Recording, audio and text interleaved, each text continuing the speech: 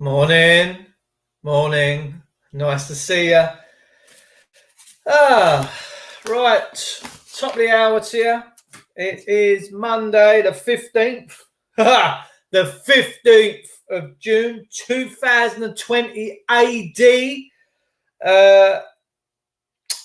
If none of you know what AD stands for, it used to stand for Anno Domini, but it now means abnormal dimensions. All right. So we're in a very, very abnormal bubble. There's nothing normal about this bubble, ladies and gentlemen, and we shouldn't be cracking on with this. Let me tell you, but it's all done for our own personal safety and interests, ladies and gentlemen.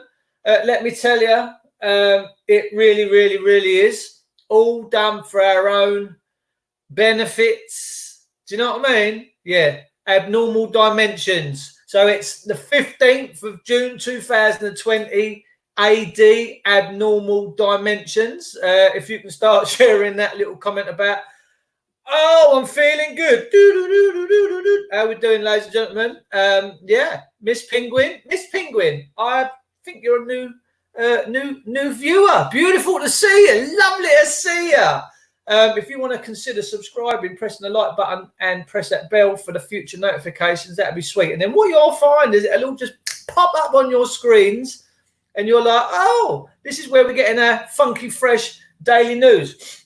So, yeah, it is, I don't know, what's the time? It's 11:03 a.m. As of today, if you go out on any trains and buses, you have to wear a mask. Now, there's a lot of ugly people out there, ladies and gentlemen. A lot of ugly people, and people do say beauty is on the inside, and that is true. But in a lot of instances, these masks are going to be an advantageous thing, right? Because there are some fugglies out there, let me tell you. They really are. Oh, by the way, big shout out. If anyone knows Warren Whiteley, who lives up and down this country somewhere, Warren Whiteley, if anyone could just let me know he's all okay. I've messaged him and people have put concerns out they can't get hold of him. So I'm hoping that he wasn't up at that stuff there on Saturday with the protesters, with the swinging off of statues and the all the violence that is taking place. So this morning, what I want to talk to you about, we're going to have a little look at a guy called James Delingpole, who is a really nice guy and he's very eloquent. We're going to be having a little bash with my gorgeous mate Carl Vernon, who is knocking it out of the park with his content on YouTube. Now, the difference between me and Carl is I do mine live. I don't think Carl does his live, but I'd love to hook up and I can hook him up through this platform as well. If he decides to come on, we can have a Dewsome 2-0, which would be quite funny. Nice to see everybody. We've got 9 in the room. It is a Monday, so I'm expecting not too many viewers, but we'll wait for a few more to jump on if we can before we go crashing into this bits and bobs this morning, but they can always catch it up a bit later. I think since I've been bashing on this YouTube channel for the last couple of months, we're now up to 560 subscribers, which is fantastic, considering I started a couple of months ago with 100. So that's fantastic. When I get to 1,000, I can then start doing a lot more things, which is going to be good. So if you could all like and share and tell your families and friends, come over to the Witcher channel. It's up to them, of course, but it'd be great. It'd be lovely to see them. So I'm going to start with a little bit of Carl Vernon. As you know, we're screen sharing at the moment. This is the guy I have quite a bit of respect for, James Delingpole. He's very eloquent. He's got 17,000 subscribers. And what I also want to say is that I have a massive feeling that and we're going to have a little common law advice as well this morning. The mainstream, wherever you get the mainstream from, is losing its grip. I honestly, truly believe, and perhaps you can stick this in your comments, that I think new people now are sourcing their information from different various outlets. Now, I know that YouTube has really found some fantastic gains in the last few years with regards to what it does and the amount of people that tune in. When our visitors arrive. So we're going to have a little look at Cole in a second. But I personally think that, look, Cole only put this up a couple of days ago, right? And it's had 37,000 views. That's amazing. I think the BBC and Channel 4 and all these others, we know that President Trump calls them all fake news. But then President Trump will give kudos to people that are giving that he gives kudos to real journalism, the truth. President Trump loves the truth. He's a guru at it. Twitter has got 80.5 million followers.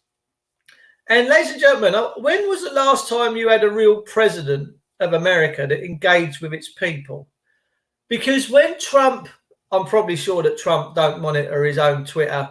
He probably has himself involved and other people getting it. But he's getting feedback from the real groundswell. He's keeping his finger on the pulse with what the people are feeling, what they want.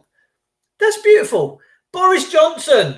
Doris is Johnson. Whether you like him or you don't, he should be doing the will and the wish of the people of this country. And he should be having his finger on the pulse. He should be listening to the real people in this country that have got real concerns and real issues, instead of taking it from all these so-called fantastic government advisors that are punching information into computers and the computer's giving them a prediction. Well, that's not real world, ladies and gentlemen. That is just a fantasy and a fiction. If you want to gauge your country, you need to be getting your information from real people that have got real concerns. Otherwise, you end up in a situation where we're at today. And that's the truth. So I'm just going to get into the nuts and bolts of Cole. This guy is phenomenal. I just love this guy's content, and where he's getting his information from is obviously social media. And this is where we can make a big difference, ladies and gentlemen. Like I say, this has just been put up in the last day or two. It's had just under 40,000 views. That's amazing. It tells me that the BBC have lost its way. And the old Russian communist Trotsky said years ago, who controls the media controls the minds. Well, we know now that BBC is laughable. We know that everybody's not tuning in too much of that. And they're only, I would say, most households in this country. And I've just been this morning to a Christian guy just around the corner from me.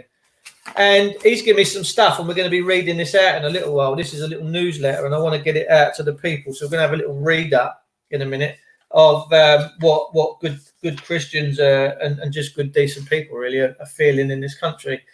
But he's adamant that he's got to get his voice out. He's adamant that he's not being listened to, that his concerns, and he's adamant that this country's slipping into communism. And these was his words this morning. I'm like, wow, this is fantastic. And what I'm going to read you out in a minute is been written by this guy that's written this, by Dr. John Lee. He's a former consultant for the pathologists for the NHS Trust, right, in a place called Hull in this country. Hull's up there on somewhere. I think it's up on the left of the country somewhere. I'm not too sure. So anyway, we're going to get into the nuts and bolts of Cole Vernon this morning. If you want, look, listen, before we do, I know I've got you in suspenders, and we have to be mindful that once you watch this video, what I want you to be mindful of is the fact that you hold and control the power, right? There is so much choice to you guys now in this world that you don't have to put up with what these things are trying to dole out. Now, if you all flock to these places, you are going to bring in the new abnormal, all right? But if you don't flock to these places and you've virtually nobody goes, which I would love to see, then they're going to have to change their ways. There has been a guy on the Isle of Wight the last few days noticed that there was 2 meter signalling signs on the footpaths, and he weren't happy with it. Well, we know that David Icke lives out in the Isle of Wight. Now, I'd imagine most of the Isle of Wight are probably Icke fans. They obviously see him walking around with his sons, Gareth. And this guy's gone out and took it upon himself and felt incumbent to get his pressure washer out and get rid of these social distancing things. Now, if they put 2 metre things outside my house, I'd be doing the same, because people have to stand up and challenge this nonsense. And we're going to be getting into the nuts and bolts of this Dr. John Lee, who's pretty much saying that this COVID juice, everyone's throwing COVID balls about and everyone's bouncing off the walls. It ain't right. But anyway, he's saying it ain't no worse than the common flu. Okay. And we've all got to think about flattening the curve. Now, whatever that is, I don't know. And all these words they use, like flattening the curve, social distancing, key workers, it's all communistic, socialistic traits. Okay. So, Tracy Pearson, good morning. I'm seeing your comments, guys, pop up in Lauren Page, morning. Elaine Clark, hello, sweetheart. Nice to see you. I will be back in the room in a second. We're just going to have a little look from Cole Vernon this morning. I can't see, apart from on my phone, what you guys are seeing. So we'll have a little listen to Cole. This guy I can't help but play this guy's videos. He's amazing. Bigger doors that will be operational. We will have a security presence and some customer service personnel that will be able to assist any needs of the customer. Good morning. Welcome to Into Lakeside. We're going to utilise technology to track the amount of people that come backwards and forwards out of our centre. Hang on a sec. See this Into? Oh, he looks like he's looking up towards a demon, doesn't he? Hello. He looks like he's bowing down to some messiah. Into, the company called Into, were responsible for beating the bejesus and manhandling a homeless guy that was sitting in a bus shelter up there last year at Bluewater. And I said, right, that's it. I'm not shopping at these places no more. And I promise you, ladies and gentlemen, I will never, ever, ever, ever, ever in my life spend a penny again at any of these places. They've lost me. I will never, ever go there. Period. And through that information, through our heat mapping service, we'll be able to monitor where they're going once they're in the centre. Whoa. Oh, hold up there, Chief. What did you just say? I just want to clarify that. We're going to utilise technology to track the amount of people that come backwards and forwards out of our centre. And through that information and through our heat mapping service, we'll be able to monitor where they're going once they're in the centre. Yeah, I thought I heard right. So just to be clear on this, we've been asked to cleanse our hands as we go into each shop. We've been asked to socially distance, socially engineer ourselves. We've been asked to be okay with all these signs around, constantly reminding us of what we should do, to now jumping onto having heat sensors tracking us. Where did that come from? Did you know about it? I didn't know about it. This is the first I've heard about it watching this video. Where did we go from that to now being tracked via heat sensors? You know, the risk of sounding a little cynical, that technology looks like it's been very quickly and easily adapted into the environment, doesn't it? Trendy bit of technology, that kit, isn't it? Just very easily adapted to the environment. The mail itself will have a one-way system, and then when you get to the end of the mails, in certain locations we've got roundabouts, as we're calling them, so people follow the pathway with the decals on the floor. These terms just keep getting better, don't they? Bubbles, and now it's people roundabouts, just in case you forgot which direction you need to be going. What does it remind you of? We've taken away all of our seating to stop gatherings of visitors, and whilst we've taken it all away, we do have some specific chairs that we've got available to us at strategic points around the centre should anyone start to feel unwell during the course of their visit. Of course, it has to be related to COVID-19, doesn't it? People don't just get unwell anymore, especially when you're in a shopping centre or around other people. No, it's not just about feeling a little bit lightheaded from maybe not having some lunch or something like that. No, you've got seating areas now, because if you start to feel unwell, it has to be related to COVID-19. Do guys like this understand how complicit they are to things that's happening at the minute, to what's happening in regards to the fear levels? and the general feelings of anxiety that people have got nowadays. When he comes out with this stuff, do you think he appreciates it? I'm not entirely sure. So when people go sit in these areas, because they obviously feel unwell because of COVID-19, what's next? The marshals, the social distancing captains, or whatever it is they're calling themselves now, do they run over to you with their COVID-19 kits, their temperature gauges, and I don't know what syringes and things like that? Now, what is it? What is this cotton-wooled, fear-mongered environment going to turn into next? Outside each store, we put some graphics on the floor that say a starting point, and then we put some distancing measures in there, and then we're working in conjunction with each store, so they will manage their queue from the front as a one-in, one-out system.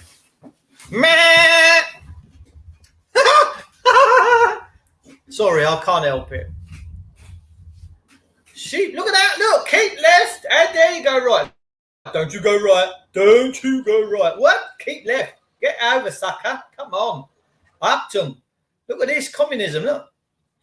It's all to deserve a little bit of COVID juice. This COVID juice, no worse than the common flu. Sorry, I got it wrong. It's not social distance captain. It's social distance champion. This good old champion. Listen, I don't blame these people. Do you know what? They're actually bloody heroes. If it weren't for these people going in the shops and working at the tills, we wouldn't have all of this stuff functioning. No, okay, look, the term functioning isn't even relevant in this equation, but I don't blame these guys, because I do question how complicit they are, but they're just following orders. They're just doing the job. They just want to put food on the table like other people want to do it, right? We can't blame these people. They're just following orders. Where has the blame got to be placed? It has to be from where these orders are coming from, right? Who is it that's enforcing this stuff? And just to be clear on anybody who thinks I might be missing the point here, I understand that all of this is happening. Everything is being transformed because of stats and information, no worse than the flu. So I get it. This is the whole point. It's why I do these videos. It's incredibly frustrating to see our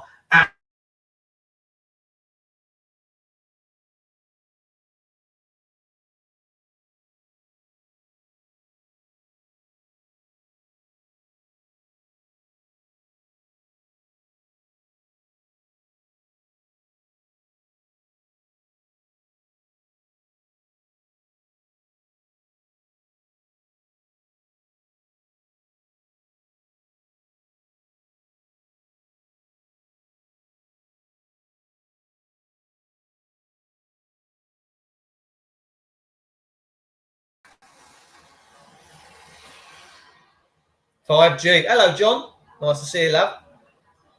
Yeah, I'm just out. I'm just gonna disinfect my boobs down while I do this. Look, he's on the. The government says they'll take enforcement action over any business that doesn't comply to these draconian measures, like straight out of Orwell's depiction of the future.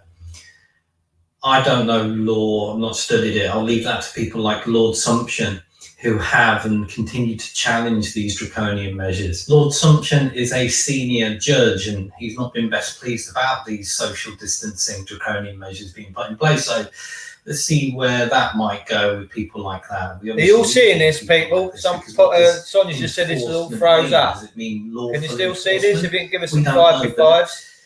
The government are very clever in that they say, well, look, even if it isn't compulsory, what do you do as a business now? Let's say you're a small business owner or part of a big chain. If you want to operate something like a shopping centre, how are you meant to do that? How are you meant to do it without putting these measures in place? It's a little bit like the staff, isn't it? What are they meant to do if they don't want to become social engineering chiefs or captains or champions, as they call themselves? What do they do? What do they do? They just don't have a job, do they? It's like a business. You don't have a business to operate. You don't comply. Let's just hope more people like Lord Sumption come out and start to challenge this stuff. So what's the conclusion to all this? Well, the conclusion for me is what I've said before. You can shove this stuff where the sun don't shine. Amen. I'm certainly not rewarding this socially engineered environment with my money. I'm not fueling No, that. same I as. won't be visiting these places and No. spending my money there. It just won't happen. And until enough people start to understand and recognize that that's how it works, that money makes the world go round, and these measures will continue to be enforced. But while they have heat tracking sensors and whatever else that they've got going on at the minute, who knows where that information is going, who knows what information they've got. While all this still continues to exist, and you can forget about getting my money. It really, really is as simple as that. So Amen. keep doing it. And if enough of us don't spend in these places, Amen. then they'll soon get the message. Amen. If you've enjoyed these few minutes of common sense, rationale, and sanity, be sure to hit that subscribe. He's gorgeous, button, isn't he? I love him. notification bell to stay updated. Thank you so much for all your support on Patreon.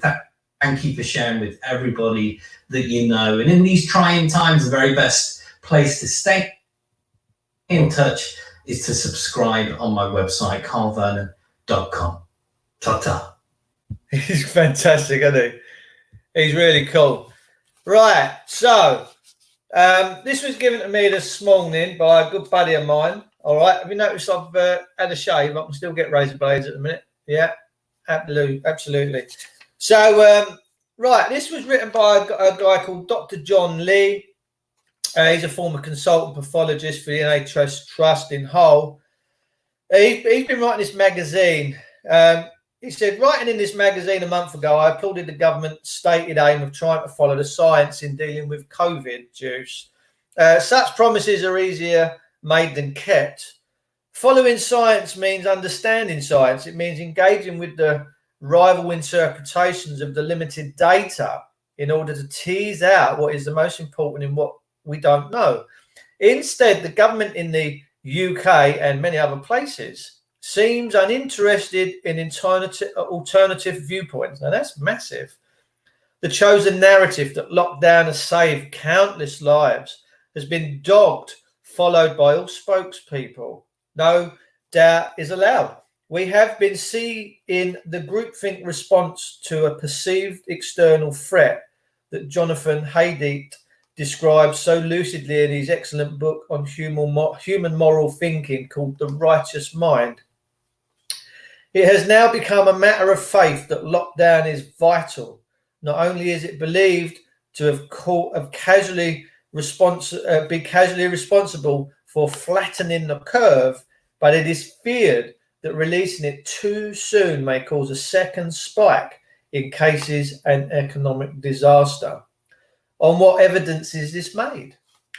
Even if one could understand why lockdown was imposed, it very rapidly became apparent that it has not been thought through, not in terms of, the wider effect on society, which have yet to be counted, and not even in terms of ways that a virus itself might behave. But at the start, there was hardly any evidence. Everyone was guessing. Now we have a world of evidence from around the globe, and the case for stating to reverse lockdown is compelling. Here are the 10 reasons why I believe that it is wrong to continue with lockdown and why we should start to reverse it immediately and rapidly. You cannot understand, this is number one, you cannot understand the significances of this virus simply by looking at the raw death figures.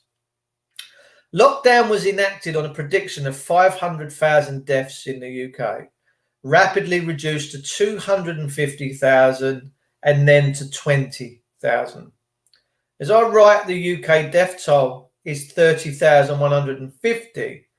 Broadcast media has relentlessly focused on the number of deaths and emotional stories surrounding victims. While every death is sad, the significance of the death toll can only be understood by looking at the big picture. This pandemic is unique in the way that it has been observed and measured. Now, I agree with that 100%. This means that we are testing and countering a far greater proportion of COVID-induced cases. He didn't put juices, I'm just putting it in there, that have ever previously been counted for other respiratory infections such as influenza. This is true even though many COVID cases in care homes were not initially included in the numbers. We don't really know how many people die of flu each year because the surveillance relies mainly on surrogate measures rather than the actual testing. But the estimated numbers of 2014-15, the highest of recent years, was 28,330. So yes, COVID is a nasty new disease. But even if you assume 40,000 COVID deaths, its death toll is the same ballpark as the disease we live with, not something so extraordinary as to justify the lockdown reaction. And because it is new, this is likely to be as bad as it gets. The majority of cases are asymptomatic. The most common symptoms are not fever, cough, headaches, and respiratory symptoms.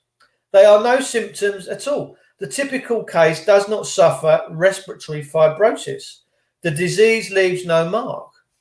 Somewhere around 99.9% of those who catch the disease recover, or those unlucky enough to die, over 90% have pre-existing conditions and were anyway approaching the end of their lives. To say this is not being uncaring, it is simply a fact that older people are more likely to die in any event, and especially more likely to die from new types of infection. Number 2, the policy response to the virus has been driven by modelling of COVID, no other factors. Not only has such modelling been extravagantly wrong before in any prediction the course of viral epidemics, but it says nothing about anything else. In this case, it has been from the start by poor data and flawed assumptions. The data on virulence was hugely biased in favour of severe cases. There was an assumption that 80% of the population would rapidly catch the disease, when in fact 15% seemed nearer the mark. Even the much discussed transmittability of the virus, the R number, is not something that is known accurately because there has been so little testing. It remains an assumption or an output of the models. Modelling can be very helpful in terms of pointing out the weakness in our data, which is why it is incredible that after 6 weeks of lockdown, we have still done so little community testing, but in complex situations, models are rarely comprehensive or accurate enough to be sufficient basis for public policy. The very models that put us in lockdown on the basis of predictions no longer believed accurate are keeping us here despite their known flaws. Number 3, we don't know if lockdown is working. You may be forgiven for thinking that we do, but the fact is that direct evidence for the effectiveness of lockdown is the situation is minimal. And the approach of mainly based on modelling, many countries with very different approaches to lockdown seem to have similar curves, in so as their different testing and recording of the virus allows meaningful comparison.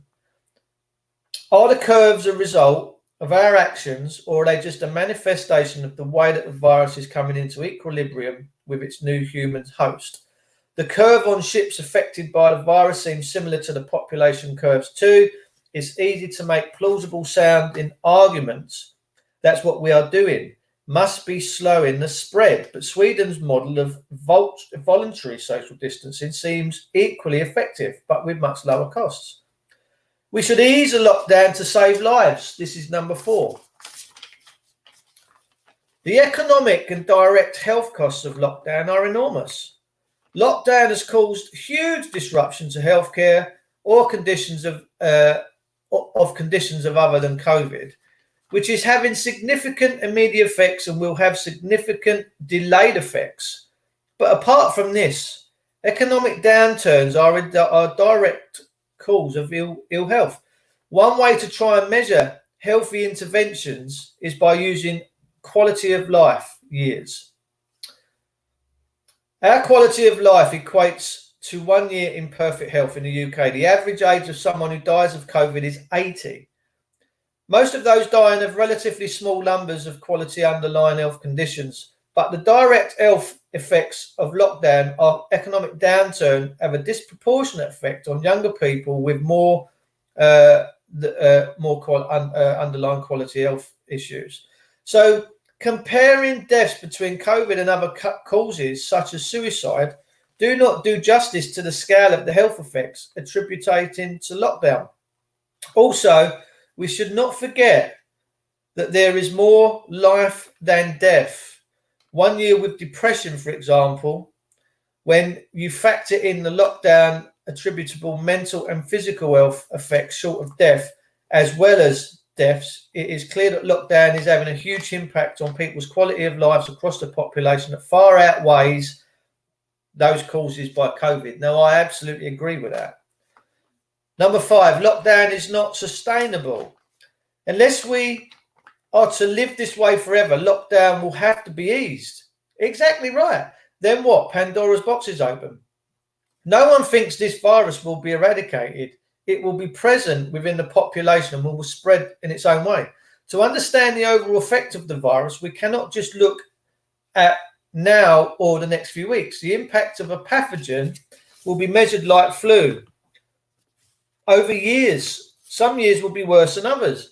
This is no guarantee or even probability that this lockdown will have made any impact on the overall numbers of deaths in, say, 5 years' time. Lives saved now may well be claimed later.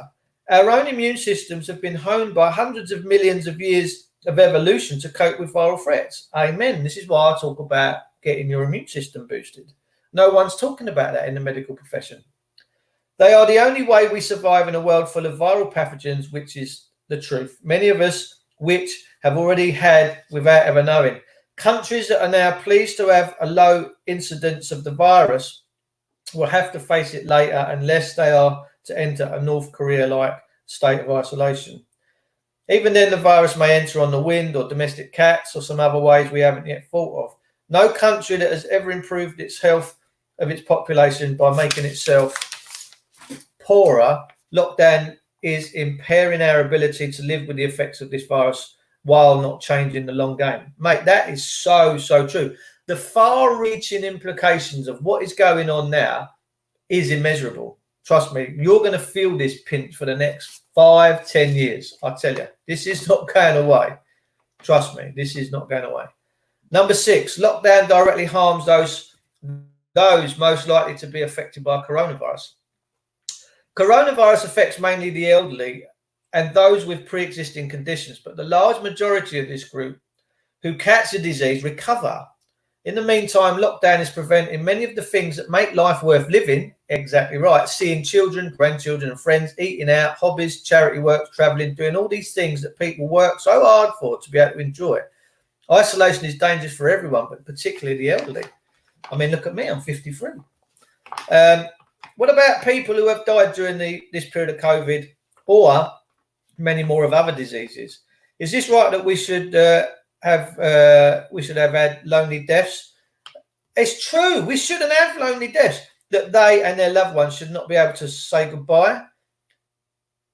I can imagine actually trying to tell someone not to hug someone that's died of the plague from their family in 1665. They would have just hugged them and just hoped for the best, I'm sure, because we all properly loved each other back then.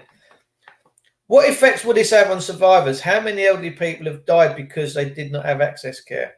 In those named in the lockdown being prolonged, do the healthy old as well as vulnerable groups need the state to extend this damaging experience for their own good, or would this like to make their own risk assessment? Would they like to make their own risk assessment in face of uncertainty, as they always have done before? Absolutely. In times gone past, we always made our own risk assessments in the face of uncertainty, and that's how we should be. Morning, Al. Nice to see you, darling. There are 10,832,396 people aged over 65 in England and Wales, even if we assume 50,000 deaths from COVID in this spike. and all occurring on this age group, this probability of death is less than 1 in 200.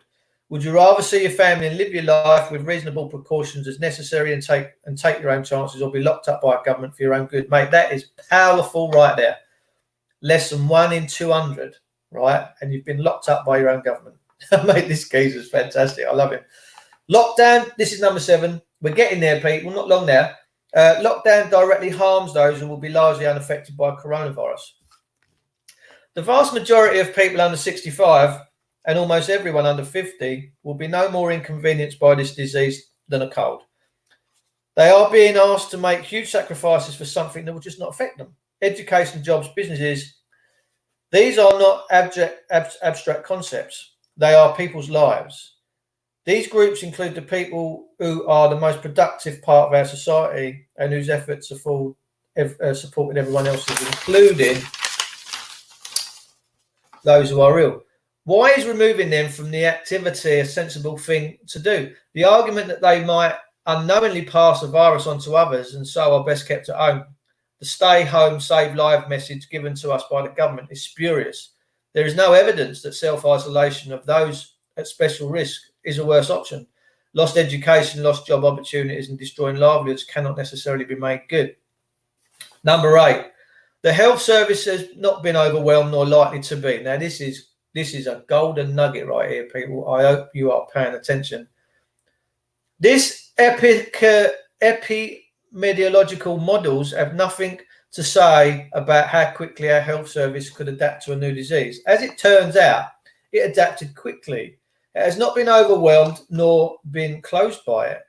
The fear can no longer be justified for continuing the lockdown. In fact, lockdown has merely harmed our ability to adapt more quickly. Unfortunately, the episode has also revealed less palatable things about the NHS. The gusto with which managers followed the COVID refrain meant that mainly vital treatments and investigation for conditions that we can and we're dealing with was summarily put on hold.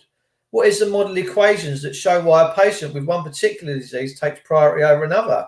It is right that the healthcare staff can simply be ordered who they treat by their managers. It's fucking communist, I'm telling you.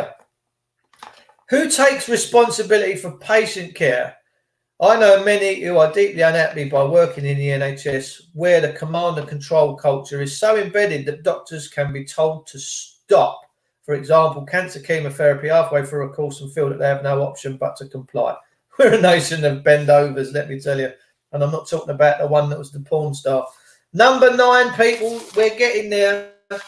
The virus is most certainly not a constant threat. As I explained in my last magazine piece, an evolutionary review suggests that the virus is likely to change quickly, with less virulent forms becoming dominant. Lockdown could potentially slow this beneficial tendency. On the view, asymptomatic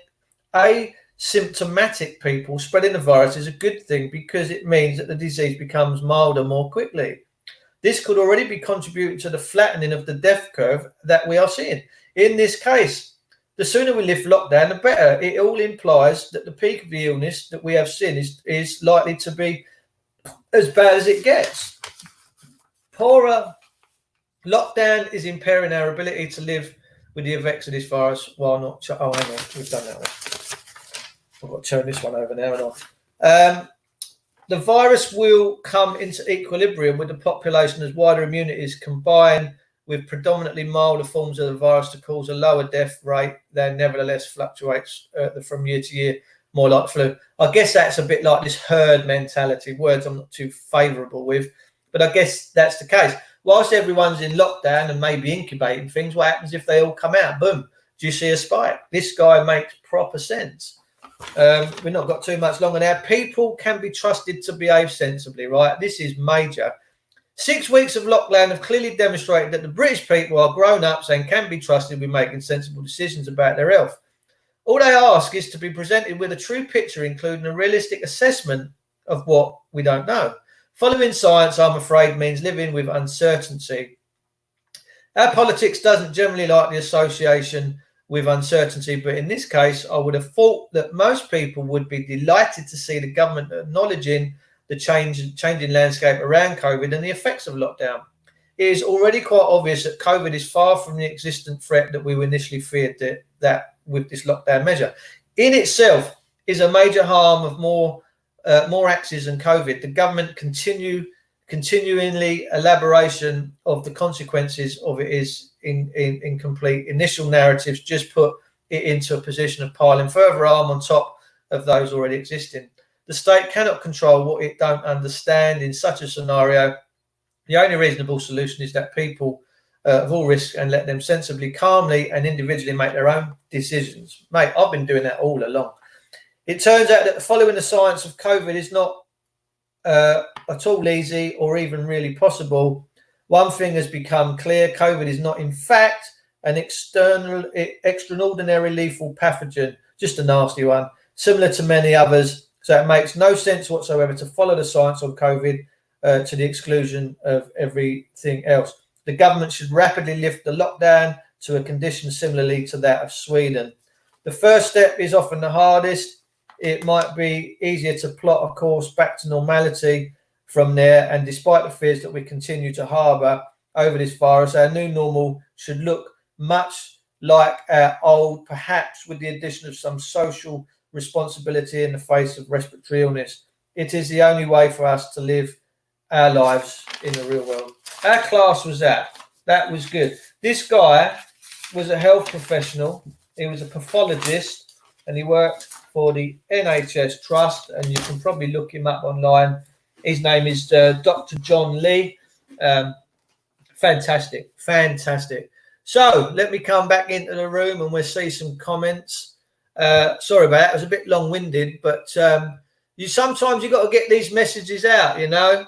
And if we can give this guy a bit of a platform so that his message can come out, then that's all well and good.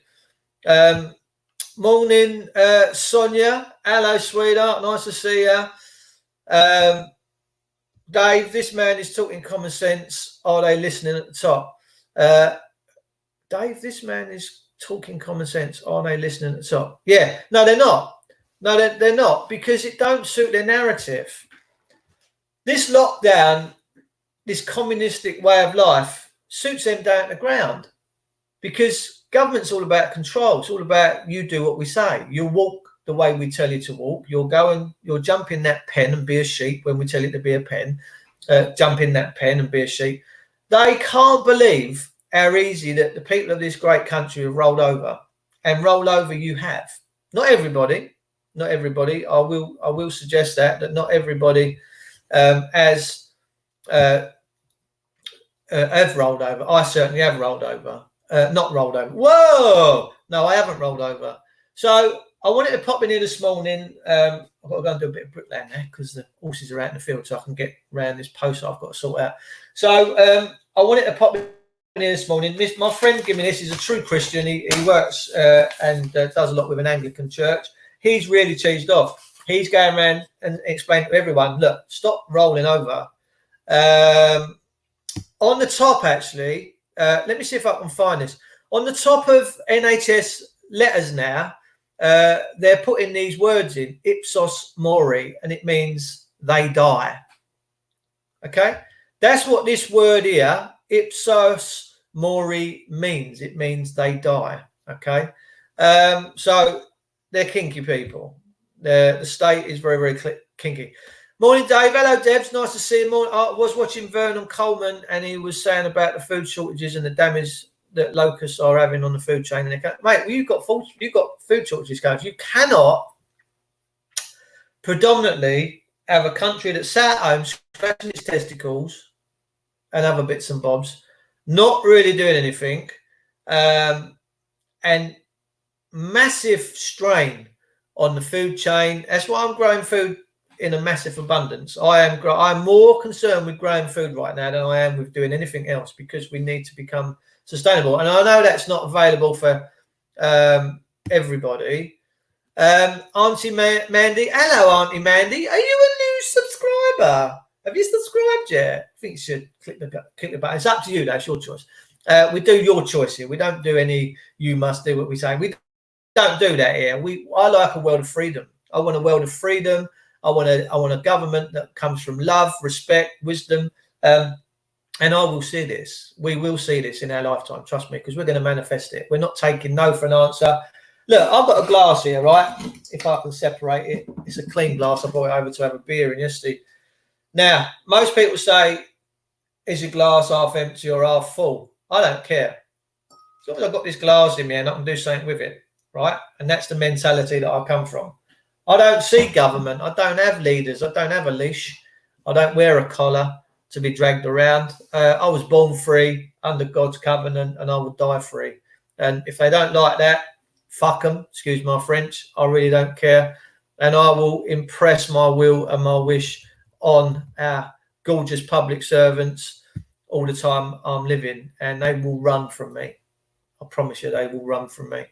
If I go to, say, Aldi or Tesco's and they try to make me stand outside, I'll just go somewhere where you should see their faces. Absolutely.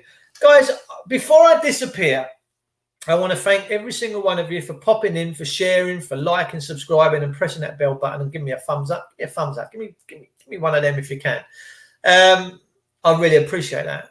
But we have to bear in mind that we hold the power, that this system works for us, the sovereign people of this country. And when it doesn't, we have the absolute power to say, no, thank you, don't want it, free will universe. So we should say, no, I'm not shopping there. I am not going to go through them measures of track and trace and have heat sensing cameras coming down on me. And we know when you're in the shopping centre. How many of these track and trace COVID juice devices are going to be going off with people who've got track and trace on their phones? They don't even know they've downloaded it, because when you do an iOS update on your phones, these sneaky bastards just whack it in there. Now, the big point of this is, right, I'm watching you all from this mobile phone, right? I'm watching, and I can see all your comments and stuff like that. That's how I keep in tune. They could download that on that. But if I want to go out, I'll just leave the phone on the side. But they've spent millions and millions of pounds implementing this, and I've just dissed it like that.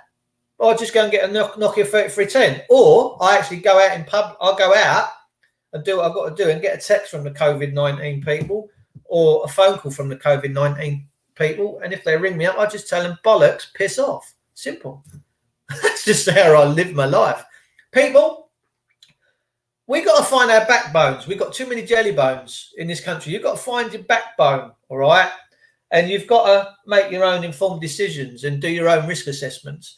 And that's what our family members would have done back in the Black Plague, right? They would have made their own risk assessments of how they dealt with their friends and families and that back in the time. And the rag and bone man, when he's come round to pick up the bodies at 8 o'clock on a Thursday night, and everyone clapped to throw their bodies out. And the rag and bone man just goes, there's a body over there, John. Let's go and get it. All these one's a big one. Double lifter, ring a roses, pocket full of posies. You know the score. Just go and research what happened during the Black Death, and you will clearly see that you're not living in a pandemic, epidemic. This is nothing worse than the common flu, right? Sorry to disappoint a lot of people, and that 99.9% of people recover from this in any case. And most people that do die of it do have underlying health conditions in any case, because we don't know how to keep our bodies anymore. I want the health, the national health, rather than doing Ipsos, whatever it is, saying that they die. I want them now to start telling you. I want to see Dr. Hillary on the morning telly telling you how to super boost your immune system. I want him to tell you all the vitamins and minerals and sea mosses and all the elements that you need to keep your body healthy and keep the cells of your blood perfect. And I want you to build a rock solid immune system. All right. Why are they not pumping that out? Why do people still buy Coca-Cola, pizza and all the shit and not eat healthy food? I've got through this without even a care in the world, because every day I've had eggs, I've had salad, I've had all the good stuff. I've drunk good, clean water. I've distilled my water. I've made sure that I am putting so much impact into my system to boost my immunity that this pathogen virus is going to go, oh, can't go near him. His blood's too clean. Yeah, now his immune system's off the charts. Why are our health officials not? Why is the doctor not saying, right, so you've come to me with what? Okay, so you're a smoker, you're eating shit peats. Why are doctors not asking people just to fill out a quick form? Tell me what your diet is. All right? well, I have a fag in the morning, then I have a coffee, then I have a donut, then I have a pizza for lunch, then I have chips of a night time, then I have an hamburger, and then I have wash that down with carbonated Coca-Cola.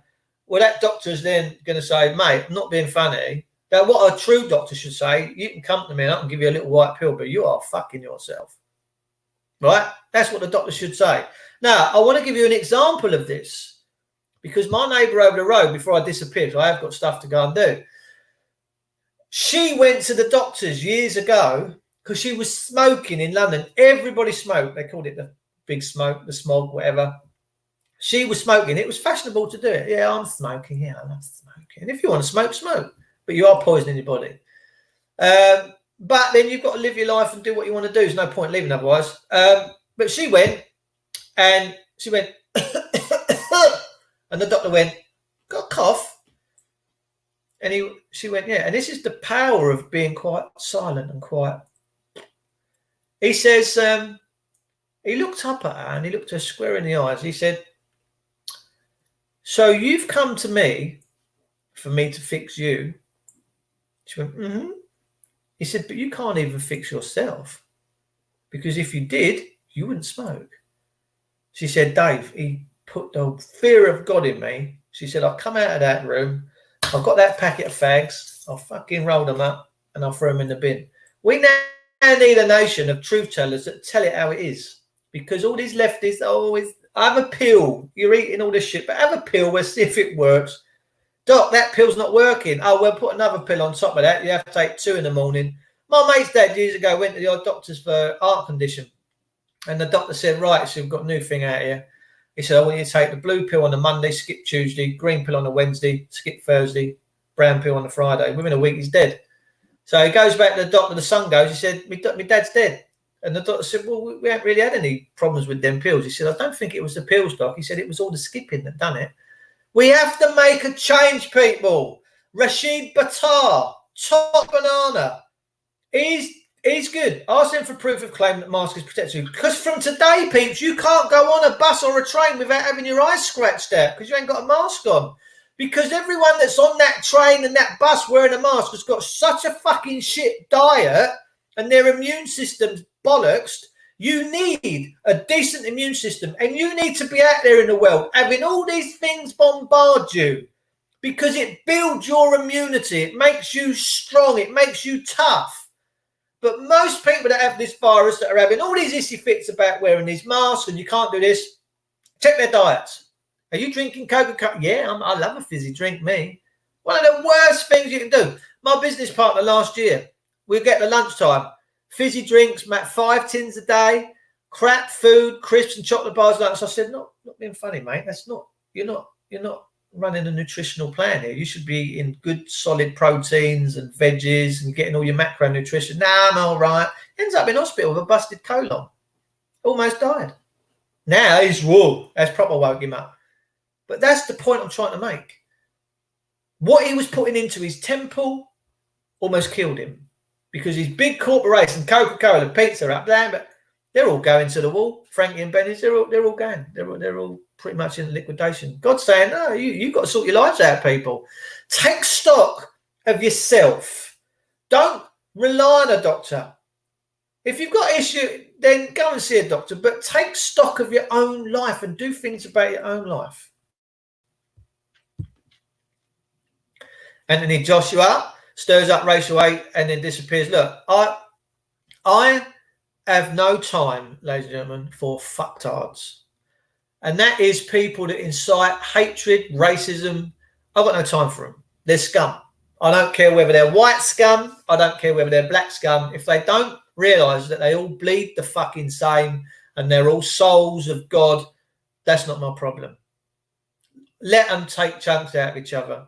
They are so debased and they're so stuck in the two-dimensional world, maybe we can't help them. Once you raise your vibration and you realise that we're all just one, all one soul having that conscious expression, and that when I look at my black brothers, Chinese brothers, Turkish brothers, that we're all just one expression having a nice time. And when we come into that love vibration, bingo, we know we're all one and unity kicks in. I don't have no time for these factions, this separation of Black lives matter, white. We all fucking matter, ladies and gentlemen. We do. And if we don't, that's the problem. So, peeps, I'm going to love you and leave you. I shall be back to you later today. I hope that brought you some solace and some comfort. If this is your first time viewing, please consider subscribing. Please hit the bell button and the like. Give me a thumbs up if you can. And if you enjoyed these few moments of common sense and sanity, then please tune in for future broadcasts. And please talk to your friends and families, because this communism is on top of you now. And if you think that this lockdown and your waiting time and you're just biding your time until it's all over, you need to start talking to your friends and family, get some strong coffee and fucking wake the fuck up, excuse my French, because it ain't happening. You got 10 years of this unless you decide to make a change, and you hold the power. I love you all. I'll see you all very soon.